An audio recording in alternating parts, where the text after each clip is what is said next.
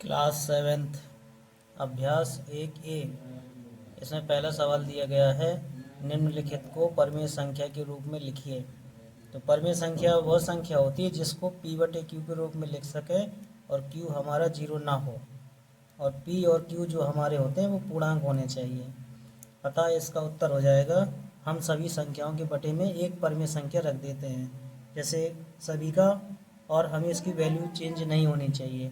तो हम क्या करेंगे, एक संख्या है एक, जो किसी भी संख्या से गुणा कराया जाए या किसी भी संख्या से भाग दिया जाए उसके मान में कोई परिवर्तन नहीं होता है। इसीलिए हम क्या करेंगे, सभी के बटे में एक लिख देंगे। तो हो जाएगा 2/1, -17/1, 0/1, -824/1, 402/1, -6/1, -7/1। ये पहले सवाल का आंसर हो जाता है। अभ्यास 1A का दूसरा सवाल दिया है, निम्नलिखित में से प्रत्येक परमेय संख्या का अंश तथा हर लिखिए। तो परमेय संख्या में जो ऊपर संख्या होती है वो अंश कहलाती है और जो नीचे होती है वो हर कहलाती है। अतः हम लिखेंगे नंबर परमेय संख्या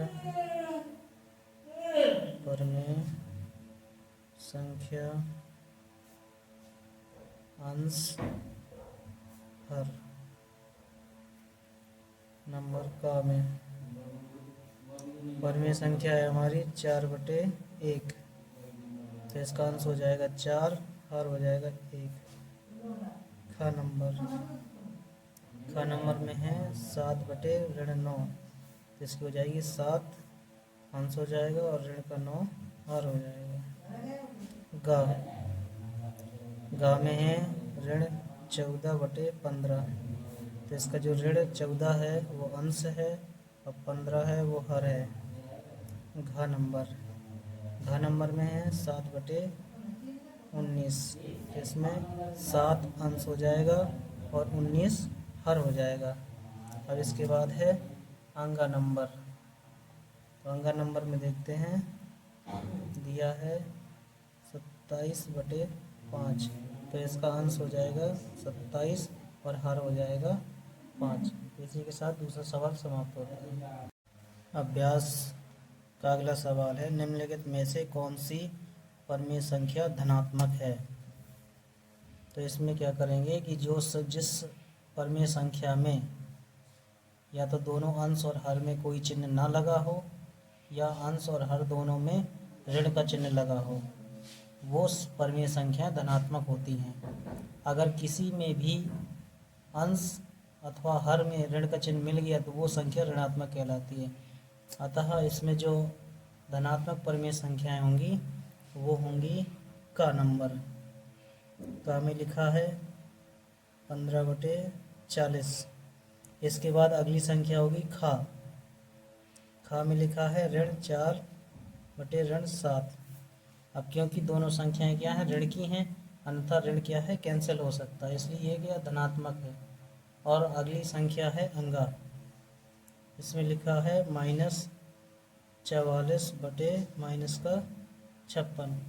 ये 3 परमेय संख्याएं हैं जो धनात्मक हुए।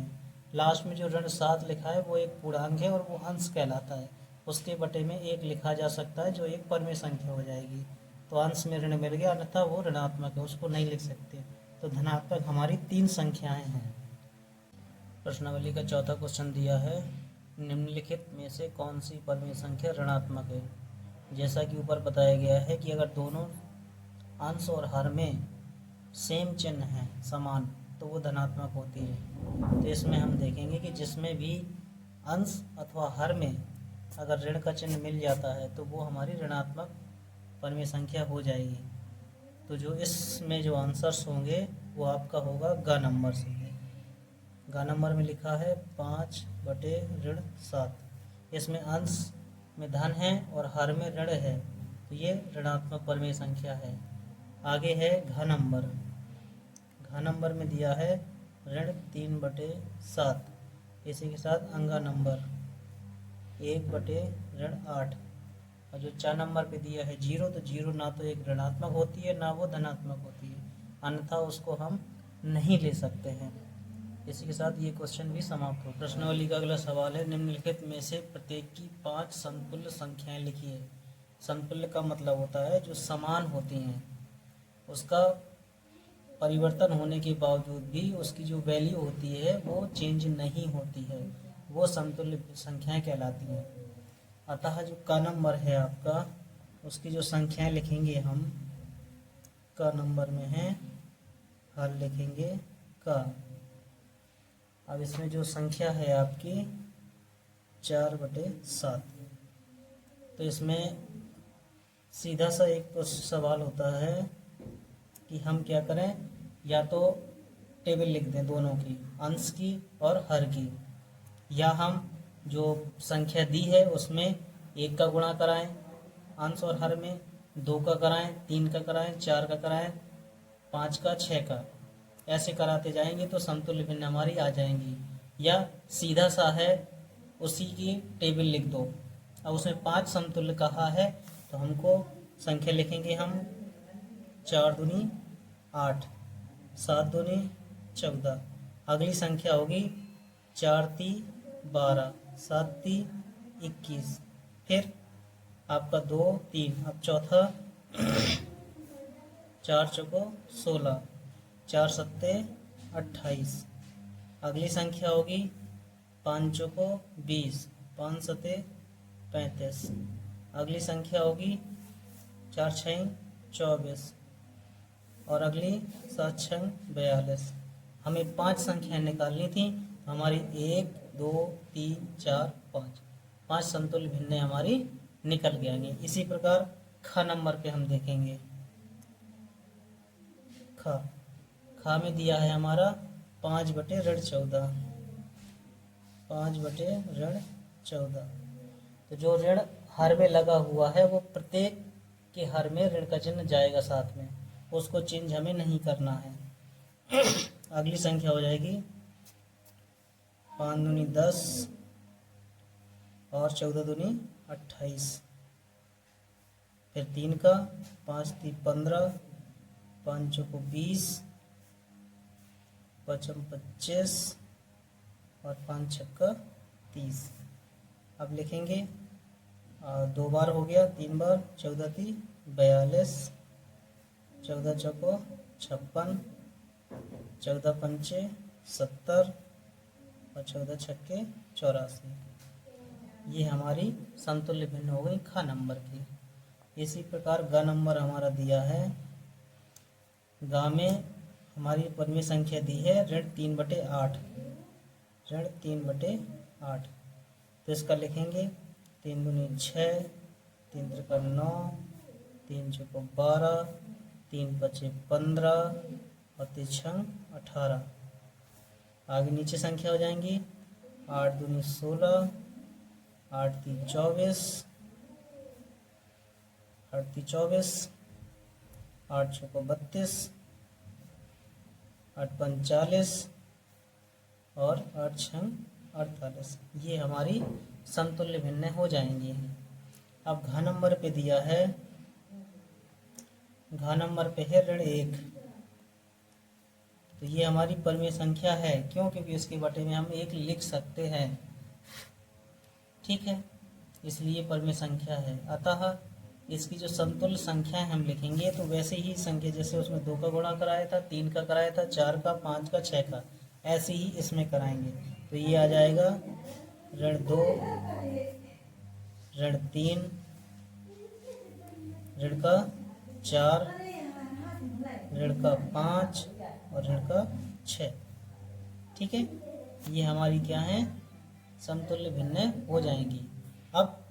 अब ऐसे में दिख रहा है कि ऋण 2 ऋण 1 के बराबर नहीं हो सकता, बिल्कुल सही है। तो हम क्या करें, पहले हम इसकी परिमेय संख्या लिख देंगे। तो इसके बटे में 1 लिख दो, तो सबके बटे में क्या आ जाएगा, ऋण का 2, सॉरी धन का 2, इधर 3 धन का, इधर 4 धन का, इधर 5 धन का और इधर 6 धन का।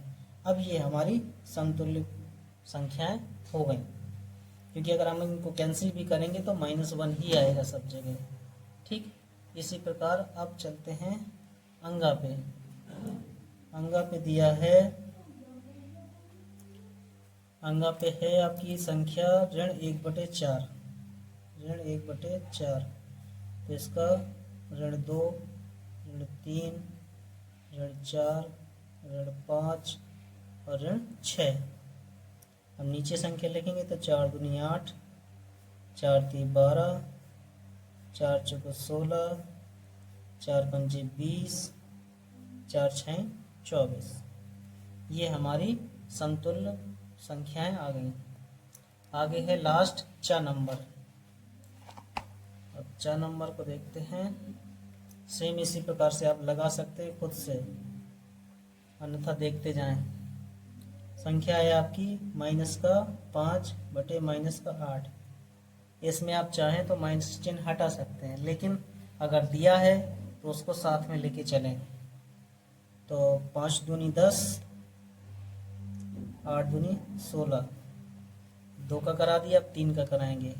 तो 5 ती 15 और 8 ती 24, 3 का हो गया। अब 4 का कराएंगे। 4 पंचे 20, ऋण का 20 हो गया और 4 अट्ठे 32। आगे 5 का कराएंगे, 5 बच्चे 25 और 5 का करेंगे तो 5 अट्ठे 40। 6 का कराएंगे तो 6 पंचे 30 और इसमें कराएंगे तो 6 8 48।